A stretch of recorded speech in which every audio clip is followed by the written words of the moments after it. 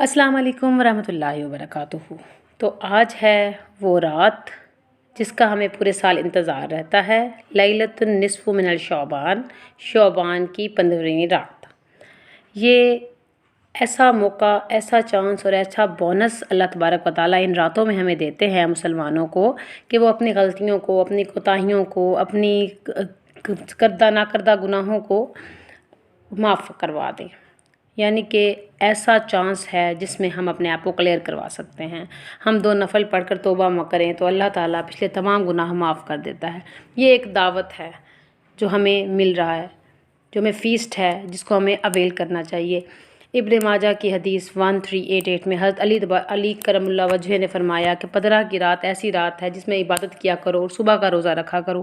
یہ ہم نہیں کہہ رہے، یہ علی رضی اللہ عنہ کہہ رہے ہیں۔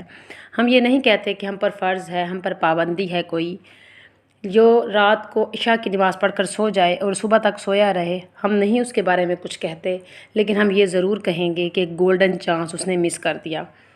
اور آپ یہ دیکھیے کہ جس رات کو حضور کریم صلی اللہ علیہ وسلم جنت البقیع تشریف لے گئے، وہاں پر لیکن وہ امت کو بخشوانے کے لیے وہاں گئے تھے۔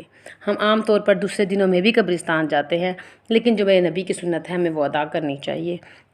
ترمذی کی حدیث میں یہ سب درج ہے اور صحیح ستہ ابن ماجہ میں اس کے بارے میں تفصیل آتی ہے۔ تو اللہ تعالیٰ ویسے بھی عام دنوں میں آخری رات کے آخری پہر میں اپنے پہلے عرش پر تشریف لیتے ہیں، جیسا کہ ان کی شان کے لائق ہے، اور وہ آواز لگاتے، اللہ کی رحمت آواز لگاتی ہے، کون ہے جو مجھ سے مغفرت مانگے میں اس کو مغفرت دوں، کون ہے جو اولاد مانگے میں اس کو اولاد دوں، کون ہے جو عزت مانگے میں اس کو عزت دوں۔ لیکن حضرت علی نے فرمایا اس رات کو، رات کے پہلے پہر سے صبح کے طلوع ہونے تک اللہ تبارک و تعالیٰ پہلے آسمان پر ہوتے ہیں، اور اس کی رحمت ہمیں اسامہ بن زید نے فرمایا کہ آپ صلی اللہ علیہ وسلم کو میں نے جس شعبان کے مہینے میں جتنے روزے رکھتے دیکھا ہے، اتنے روزے میں نے کسی اور مہینے میں رکھتے نہیں دیتا۔ تو جب ہمیں ایک اتنا اچھا چانس مل رہا ہے، اتنا اچھا بونس مل رہا ہے، ہم سیل مس کرنے والے بھی لوگ نہیں ہیں، تو کیا ہم اتنے بڑے چانس کو مس کرنا چاہیے؟ جیسا کہ ایک شاعر نے کہا ہے، پچھلی راتی رحمت رب دی کرے بلند آوازاں، بخشش منگن والیاں کتے کھلا ہے دروازہ۔ تو سب لوگ اپنی استطاعت کے مطابق نوافل ادا کیجئے، عبادات کیجئے، دعائیں کیجئے، اور دعاؤں میں ہمیں بھی یاد رکھیے۔ السلام علیکم ورحمۃ اللہ وبرکاتہ۔